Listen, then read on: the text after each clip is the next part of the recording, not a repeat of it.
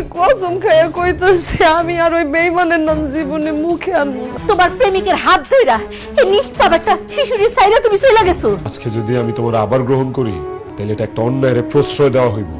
একটা বিবাহিত মেয়েরে কোনো পুরুষ মানুষ ভালোবাসে তার খায়েশ মেটানোর লাইগা, অথবা তার কোনো একটা স্বার্থ আছে। একটা বিবাহিত মেয়ের সবচেয়ে বড় আশ্রয় বলো, মাথার উপর ছাদ বলো, অভিভাবক বলো, সেটা হলো তার স্বামী। স্বামী ছাড়া অন্য কেউ আপন হয় না। নাও দাদু, একটু খায় নাও। না আমি খাবো না। একটু খায়া লো দাদু। এই তুই কে? আমার নাতনিরে ধরবি না, যা। এই ঘরে কেন ঢুকছস? আম্মা এটা তো আমার স্বামীর বাড়ি, এই জন্য আসছি।